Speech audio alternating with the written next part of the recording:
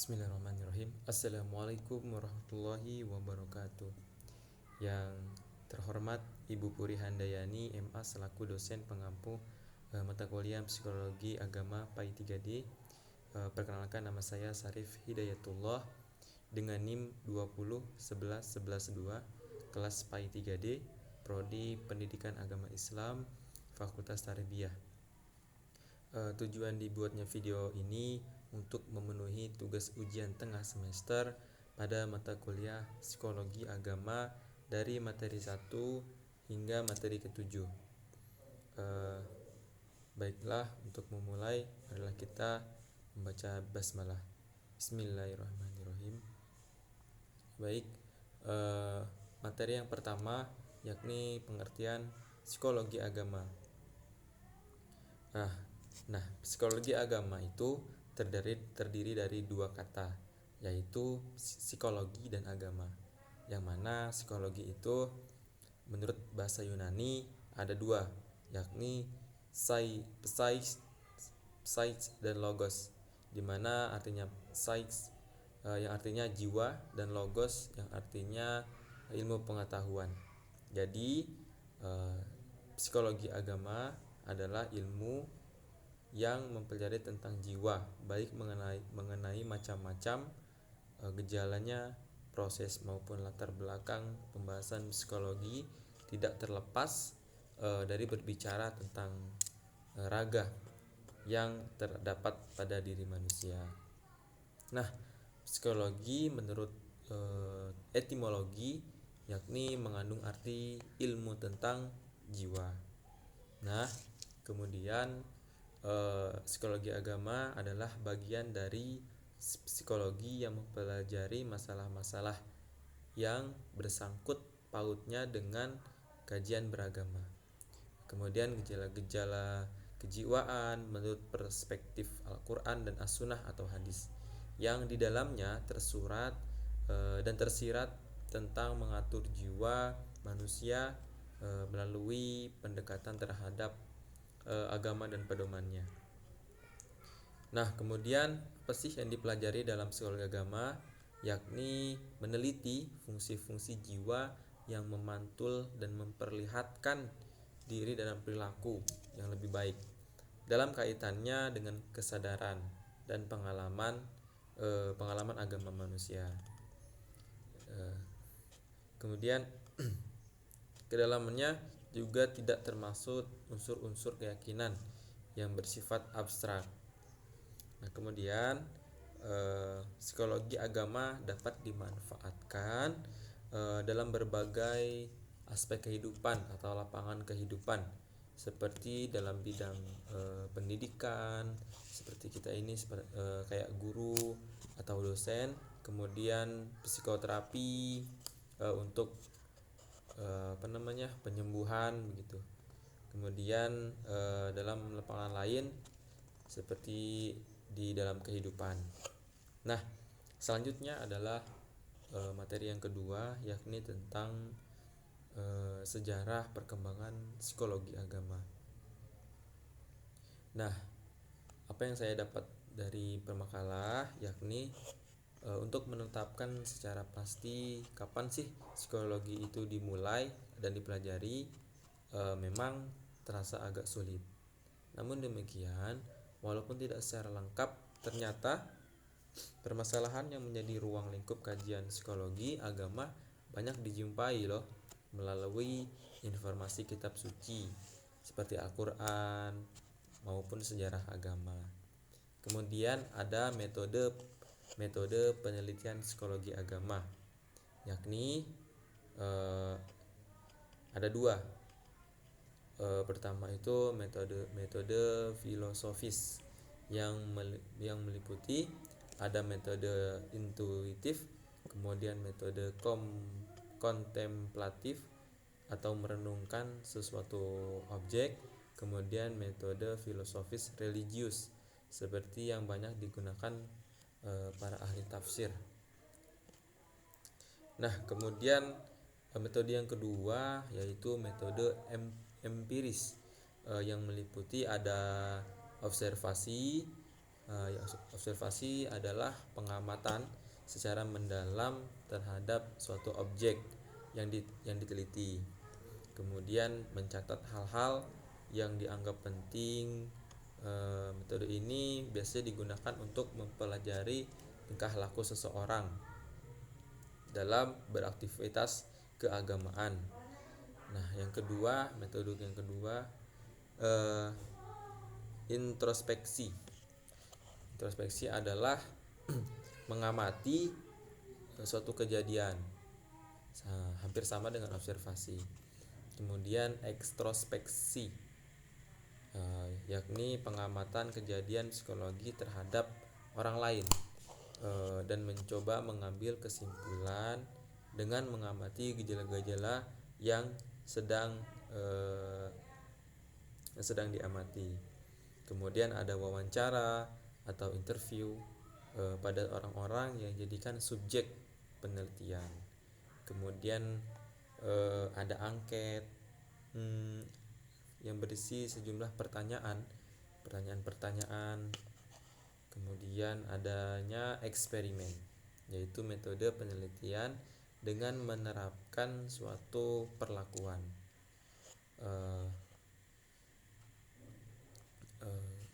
tertentu pada suatu subjek penelitian dengan situasi yang dikondisikan sedemikian rupa untuk kemudian dilihat pengaruh dari perlakuan tersebut pada pembentukan tingkah laku seseorang. Nah, kemudian materi yang ketiga ini adalah jiwa keagamaan pada masa anak dan pada masa remaja. Nah, perkembangan agama pada masa anak ini terjadi melalui pengalaman hidupnya sejak kecil. Saya ulangi lagi, perkembangan agama pada masa anak ini terjadi atau awal mulanya itu melalui pengalaman hidupnya sejak kecil, yakni dalam keluarga, di lingkungan sekolah, dan di dalam lingkungan masyarakat. Kemudian perkembangan agama pada anak-anak itu melalui tingkatan. Yang pertama itu tingkat dongeng, yang kedua tingkat kepercayaan, yang ketiga tingkat individu. Nah, ada 3 ya tingkatan dalam fase anak. Kemudian ada pada masa remaja, sedangkan perkembangan jiwa beragama pada masa remaja ialah masa peralihan. Masa peralihan dari mana? Dari anak-anak menuju tingkat dewasa.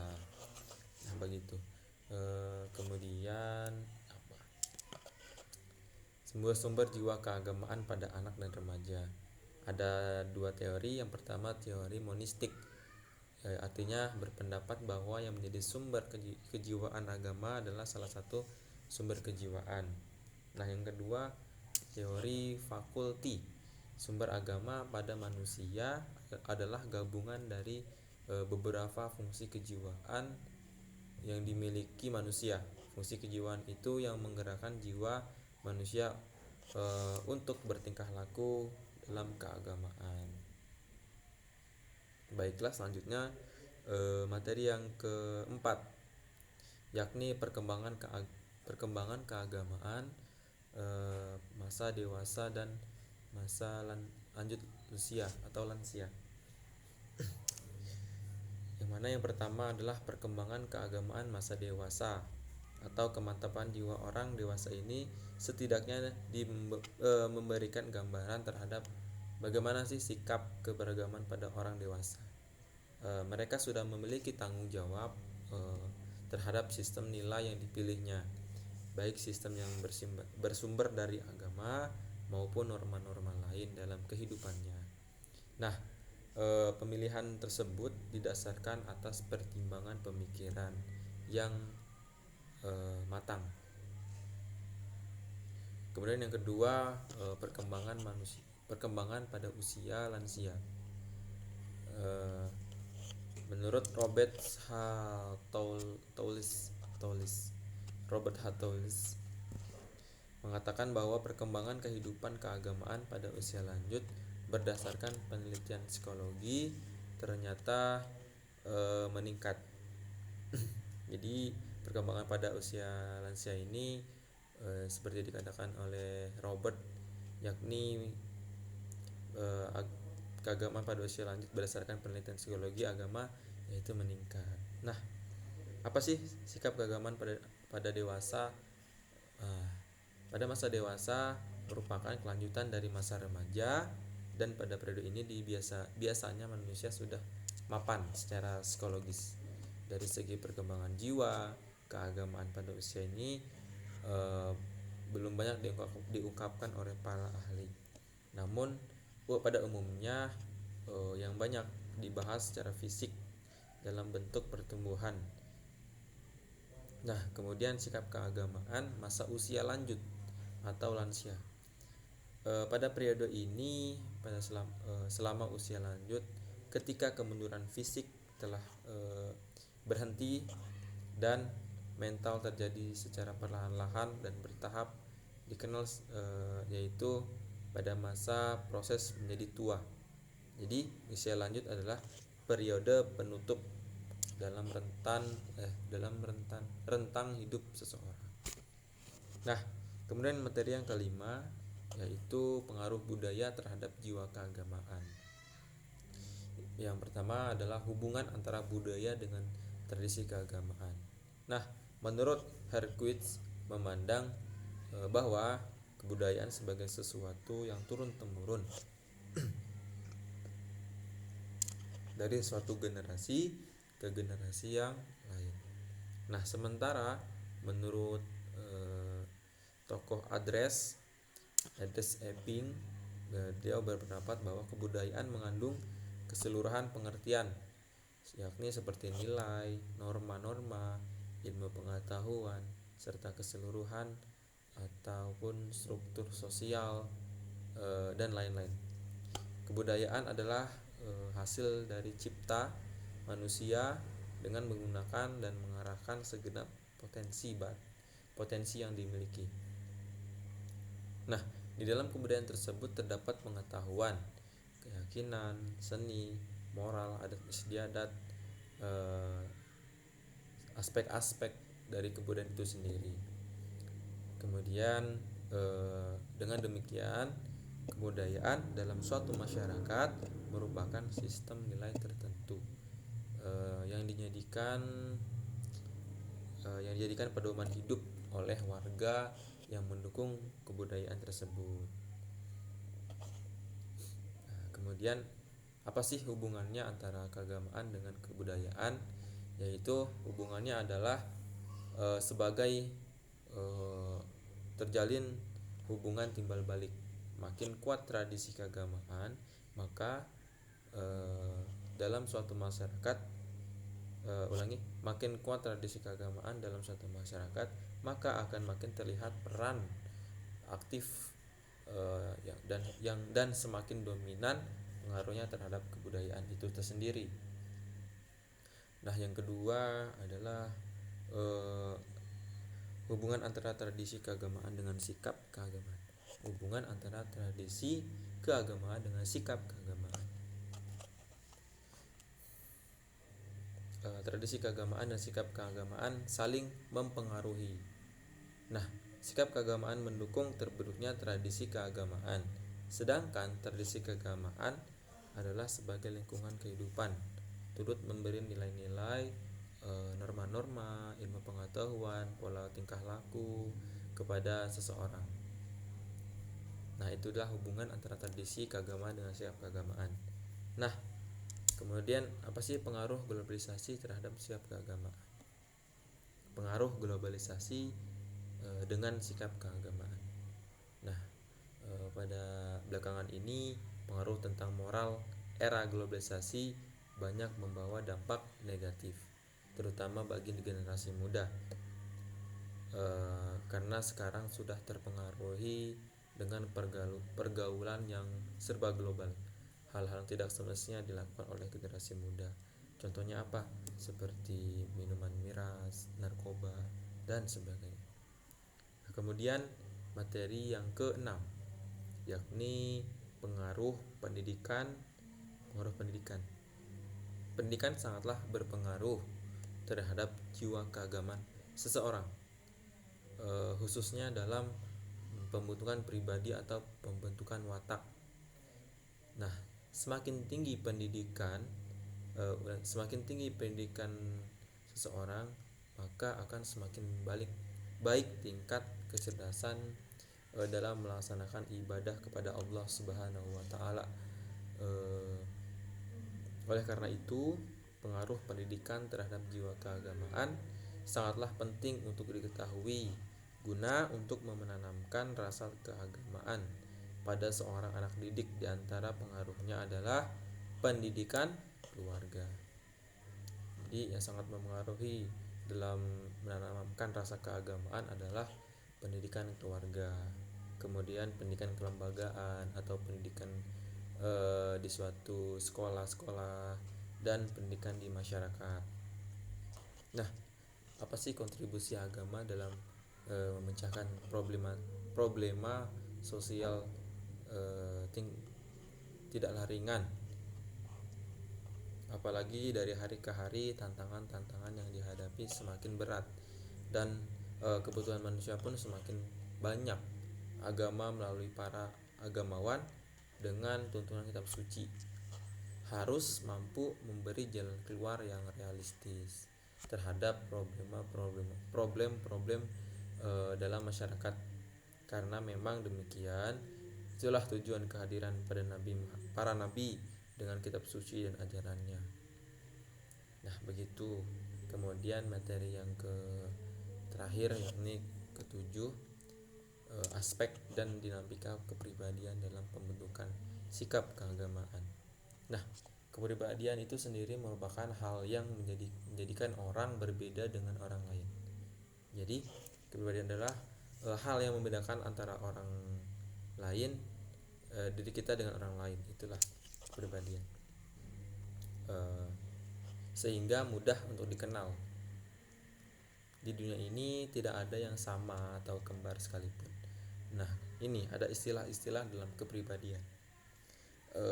Ada 3, yakni pertama mentality atau mental, suatu situasi mental yang dihubungkan dengan kegiatan mental.